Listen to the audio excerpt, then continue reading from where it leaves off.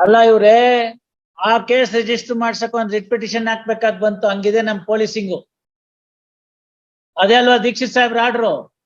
ಮತ್ತೆ ಪೊಲೀಸ್ನವರ ನಿಷ್ಕ್ರಿಯತೆಗೋಸ್ಕರ ನೊಂದಂತ ವ್ಯಕ್ತಿ ಹೈಕೋರ್ಟ್ ಬಂದು ಮ್ಯಾಂಡಮಸ್ ಕೇಳಿ ಸಾಹೇಬ್ರು ಮ್ಯಾಂಡಮಸ್ ಅಲೋ ಮಾಡಿದ್ಮೇಲೆ FIR ರಿಜಿಸ್ಟರ್ ಆಗಿರೋದು, ಇಲ್ದೇ ಮುಚ್ಚಾಕ್ ಬಿಡ್ತಿದ್ರು ಪೊಲೀಸ್ನವರು. ನೀವು ಹೋಗಿ ಸರೆಂಡರ್ ಆಗಿ 302 ಕೇಸಲ್ಲೆಲ್ಲ ಏನು ಮಾಡಕ್ ಬರುದಿಲ್ಲ. ನೋಡಿ ನೀವೇ ಕೇಸೇ ರಿಜಿಸ್ಟರ್ ಮಾಡಿಲ್ಲ, ಹೈಕೋರ್ಟ್ ನವ್ರು ಹೇಳದ್ಮೇಲೆ ಕೇಸ್ ರಿಜಿಸ್ಟರ್ ಮಾಡಿದ್ದಾರೆ. Policing is very bad. ಎಲ್ಲೋಯ್ತು ಲಲಿತ್ ಕುಮಾರಿ? ಕಾಗ್ನೈಸಬಲ್ ಅಫೆನ್ಸ್ ಆಗಿದೆ, ಒಂದ್ ಹೆಣ ಸಿಕ್ಕಿದೆ, ಪೊಲೀಸ್ನವ್ರು ರಿಜಿಸ್ಟರ್ ಮಾಡ್ಬೇಡ್ವಾ ಕೇಸು? ಮತ್ತೆ ತಮಾಷೆ ಮಾಡ್ತಾರೆ ಅಂತೇನು ಹೋಮ್ ಡಿಪಾರ್ಟ್ಮೆಂಟ್ ಅವರು? ಏನಕ್ಕೆ ಇರ್ಬೇಕು ಮತ್ತೆ ಅಷ್ಟೊಂದ್ ಜನ? ಲಲಿತ್ ಕುಮಾರಿ ಕೇಸ್ ಇಲ್ವಾ? ಕಾಗ್ನೈಸಬಲ್ ಅಫೆನ್ಸ್ ಅಲ್ವಾ? Was it not is duty? ಸರ್ಕಾರಿ ತರ್ಫಿ ಅವನು ಹೆಡ್ ಕಾನ್ಸ್ಟೇಬಲ್ ಕೈನಲ್ಲಿ ಹಾಕ್ಸ್ಕೋಬೇಕಾಗಿತ್ತು. ಅಂತದ್ರಲ್ಲಿ ಪೊಲೀಸ್ ಸ್ಟೇಷನ್ಗೆ ಹೋಯ್ತು ಅಂತಂದ್ರೆ ಕೇಸ್ ರಿಜಿಸ್ಟರ್ ಮಾಡಲ್ಲ ಅಂತೀರ ಅವ್ರು. ಹೈಕೋರ್ಟ್ ಬರ್ಬೇಕು, ರಿಟ್ ಪಿಟಿಷನ್ ಹಾಕ್ಬೇಕು. ಏನ್ ನಡೀತಿದೆ ಇಲ್ಲಿ? ರೂಲ್ ಆಫ್ ಲಾ ಎಲ್ಲಿಗೆ ಹೋಯ್ತು? ಬೇಡದಿರೋ ಕೇಸಲ್ಲಿ ರಿಜಿಸ್ಟರ್ ಮಾಡಕ್ ಮುಂಚೆ, ಕೇಸ್ ರಿಜಿಸ್ಟರ್ ಮಾಡಕ್ ಮುಂಚೆ ಅರೆಸ್ಟ್ ಮಾಡ್ತಾನೆ, ಬನ್ನಿನಲ್ಲಿ ಪೊಲೀಸ್ ನಡ್ಕೊಂಡ್ ಬರ್ತಾನೆ ಲಾಯರ್ನ ಊಟ ಮಾಡ್ತಾ ಕೂತಿದ್ದ ಬನ್ನಿನಲ್ಲಿ ಎಳ್ಕೊಂಡ್ ಬರ್ತಾನೆ. 3 ಲಕ್ಷ ರೂಪಾಯಿ ದಂಡ ಹಾಕ್ಸ್ಕೊಂಡಿದ್ದೀರಿ ಸರ್ಕಾರದವರು. ಇಲ್ಲಿ ಕೇಸ್ ರಿಜಿಸ್ಟರ್ ಮಾಡಪ್ಪ, ನಾ ಸತ್ತೋಗ್ಬಿಟ್ಟಿದ್ದಾರೆ ನನ್ನ ಗಂಡ, ನನ್ನ ಇದು ಅಂತಂದ್ರೆ ಮಾಡೋದಿಲ್ಲ. ಅದಕ್ಕೊಂದು ರಿಟ್ ಪಿಟಿಷನ್, ಅದಕ್ಕೊಂದು ಮ್ಯಾಂಡಮಸ್, ಅದಕ್ಕೊಬ್ಬ ಗೌರ್ಮೆಂಟ್ ಲೀಡ್ರು ಇಲ್ಲ ಮಾಡ್ತೀವಿ ಅಂತ. ಇದೆಲ್ಲ ಎಲ್ಲಿಂದ ಬಂತು ನಂಗೆ ಅರ್ಥನೇ ಆಗಲ್ಲ. ಅದ್ರಲ್ಲಿ ಇವ್ರು anticipatory bail. What is this Manjunath? Surrender ಆಗಿ ಹಳೆ ಕೇಸು ಏನು ಇಷ್ಟು ದಿನದ ಮೇಲೆ ರಿಕವರಿ ಇರೋದಿಲ್ಲ. ಇನ್ಕ್ವೆಸ್ಟ್ ಎಲ್ಲ ಆಗೋಗಿದೆ, ಏನೋ ಮಾಡಿದ್ದಾರೆ ಅವರು. ನೋಡಿ ಅದೇನ್ ಬೇಕೋ ಮುಂದಕ್ಕೆ ಮಾಡ್ಕೊಳ್ಳಿ. 439 ಬನ್ನಿ, ಅವಾಗ ನೋಡೋಣ, ಅದ್ ಬೇರೆ ಪ್ರಶ್ನೆ. ಇದು 438 ಹಾಕೊಂಡು 302 ಕೇಸ್ ನೊಗಡೆಗೆ ಅದು ಕೋರ್ಟ್ಗೆ ಬಂದ್ ರಿಜಿಸ್ಟರ್ ಆಗಿರೋ ಕೇಸಲ್ಲಿ ಡಿಲೇ FIR ಅಂದ್ರೆ ಮಾಡಿಲ್ಲ ಪೊಲೀಸ್ ಅಂತಲೇ ಹೈಕೋರ್ಟ್ಗೆ ಬಂದಿರೋದು. ಸುಮ್ನೆ ಹಿಂಗ್ ತೆಗ್ದಿದ ತಕ್ಷಣ ಎಲ್ಲ ಪುರಾಣ ಹಿಂಗೆ ಹೇಳ್ತಾರಲ್ಲ ಇವರು, ನನ್ಗಿಂತ ಚೆನ್ನಾಗಿ ಅಂತ ನಿಮ್ಗೆ. All right, 5-4 at request of Manjunath release this matter on 5-4 ಅವತ್ತು ಮೆಮೊ ತಗೊಂಡ್ ಬಂದ್ಬಿಡಿ.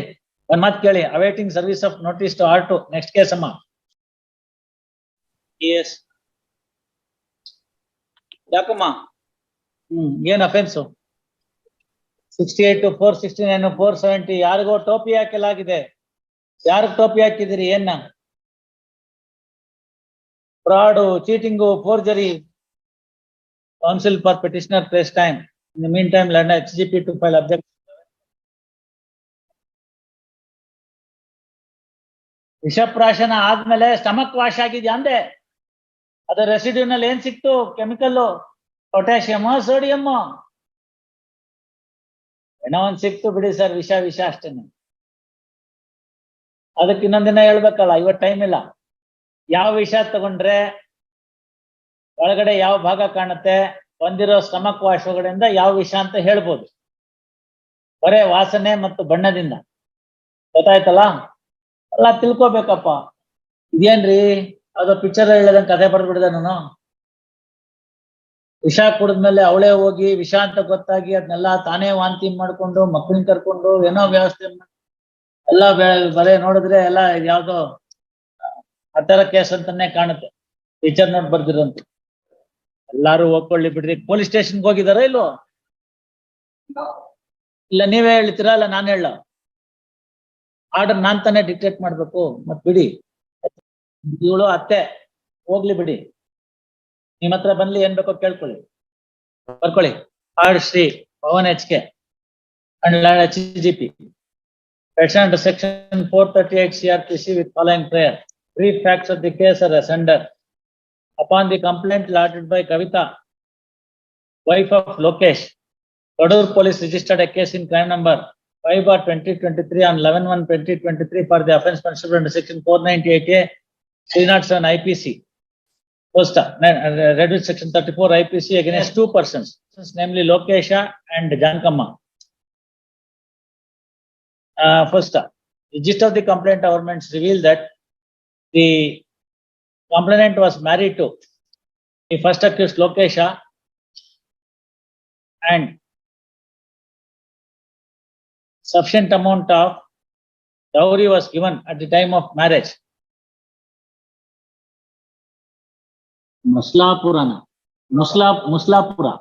ಮುಸ್ಲಾಪುರದ ಹಟ್ಟಿ ಮ್ಯಾರಿಡ್ ಅಷ್ಟೇ ಸಾಕು, ಬಿಟ್ಬಿಡಿ ಇನ್ನೇನ್ ಬೇಡಲ್ಲ ಆಯ್ತಾ. Married first. After the marriage 2 girl child are born to the couple in the marriage, and in anticipation of a male child, there was a harassment to the complainant by her husband, and the present petitioner was instigating the first accused to physically and mentally harass the complainant first. When the matter stood thus, on 10/1/2023 at about 2 p.m, first accused and the present petitioner, with an intention to take away the life of the complainant, forcibly made her to consume poison, and she raised alarm for help, and at that juncture the petitioner went out of the house, locking the house from outside, and somehow the complainant escaped from the house and lodged the complaint. Police are investigating. After registering the case, are investigating the matter. First, investigating the matter. First, next para. In the meantime, the petitioner approached the district court for grant of anticipatory bail, which was turned down by the district judge by order dated 8 February 2023 in series number 67 of 23. Thereafter, petitioner is before this court. That counsel for the petitioner reiterating ground 13 the petition contended that the very complaint government looks itself very artificial, and petitioner is innocent of the offences heard against her, and sought for grant of anticipatory bail. First, Parkantal and CJP opposes the bail grounds. First, next para, peruse the material on record meticulously. Next para, according to the complaint government, after the complainant was forcefully administered poison, she went to the bathroom and vomited, and thereafter went to the police station along with her children and lodged the complaint. First, lodged the complaint. First, next para, the police are investigating the matter, and the petitioner is not available to the investigation agency. First, next para, investigation agency, and as such investigation is crippled. First, next para,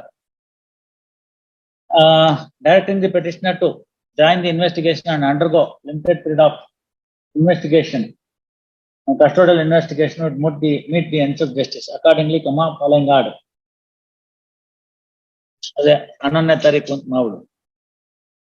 ಹೋಗಿ 11ನೇ ತಾರೀಕು ಹೋಗಿ police station ಅಲ್ಲಿ ಸೇರ್ಕೊಳ್ಳಿ. ಅವ್ರೇನ್ ಪ್ರಶ್ನೆ ಕೇಳ್ತಾರೆ.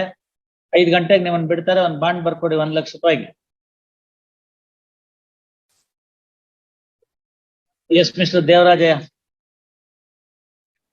ಎಲ್ಲ ಸಿಗುತ್ತೆ, ನೀವು ಊರಲ್ಲ ಅಂತ ಹೇಳಿ ಅಷ್ಟೇ. ನಿಮ್ಗೆ ಅಲ್ಲ ನೀವು ಊರಲ್ಲಿರಲ್ಲ ಅಂತ ಹೇಳಿ ಅಷ್ಟೇ. ಕಾಪಿ ತಗೊಳಕ್ಕೆಲ್ಲ ನೀವು ಊರಲ್ಲಿರಲ್ಲ. ಇಲ್ಲೆಲ್ಲ ನನ್ನಿಂದ ಡಿಲೇ ಆಯ್ತು ಅನ್ನೋದೇನು ಇಲ್ಲ. ಕಾಪಿ ಎಲ್ಲ ಸಿಕ್ಕಿ ಹೋಗಿಲ್ದಿರೋರು ಇದ್ದಾರೆ. ನಾನು ಸಾಯಂಕಾಲ 5:15, 6, 6:15, 6:30 ತನಕ ಕೂತು ಕಾಪಿ ಇದು ಬೇಲ್ ಆರ್ಡರ್ ಸೈನ್ ಮಾಡೋಗಿದ್ದೀನಿ. ಬೆಳಗ್ಗೆ ಕೋರ್ಟ್ಗೆ ಬಂದಿದ ತಕ್ಷಣನೇ ಬೇಗ ಬರ್ತಾ ಇದ್ದೀನಿ. ಸಾಯಂಕಾಲ ಮಾಡಿಟ್ಟಿದ್ದನ್ನ ಬೆಳಗ್ಗೆ ಚೇಂಬರ್ಗೆ ಬರೋ, ಇಲ್ಲಿಂದ ಕೋರ್ಟ್ ಅಲ್ಲಿ ಬರಕ್ ಮುಂಚೆ ಸೈನ್ ಮಾಡ್ಬಿಟ್ಟು ಹೋಗ್ತೀನಿ. ಮನೆಗೆ ತಗೊಂಡೋಗಿರ್ತೀನಿ. ಆಗಿಲ್ದಿರೋದನ್ನ ಕರೆಕ್ಷನ್ ಮಾಡ್ಕೊಂಡ್ಬಂದ್ ಕೊಡ್ತೀನಿ. ಕೊಟ್ಬಿಟ್ಟು ಬೆಳಗ್ಗೆ ಪ್ರಿಂಟ್ ತೆಗ್ಸಿ ಅಂತ ಹೇಳ್ತೀನಿ. ಯಾರು ಟೈಪ್ ಮಾಡಿದಾರೆ ಕೇಳಲ್ಲ, ಇವ್ರಿಗೆ ಪ್ರಿಂಟ್ ಕೊಡಕ್ ಹೇಳ್ತೀನಿ. 3 ಜನ ಪ್ರಿಂಟ್ ಕೊಡ್ತಾರೆ. ಇನ್ನೆಸ್ಟ್ ಮಾಡ್ತಾರೆ. ಆಯ್ತು ಅನ್ನೋದು ಯಾವ್ದು ಇಲ್ಲ. ಎಲ್ಲ ರೆಫರೆನ್ಸ್ ಬುಕ್ ಹಾಕ್ಸ್ಬಿಟ್ಟು ಅವತ್ತೇ ಡೇಟ್ ಇಟ್ಬಿಟ್ಟಿದೀನಿ. 3 ಸತಿ ಕೇಳ್ತೀನಿ, ಇನ್ಯಾವ್ದಾರು ಸೈನ್ ಮಾಡೋದಿದ್ಯಾ ಅಂತ. ಇಲ್ಲ ಅಂದ್ಮೇಲೆ ಕೊಟ್ಟು ಹಾಕೊಂಡು ಮನೆಗೆ ಹೊಡೋದು.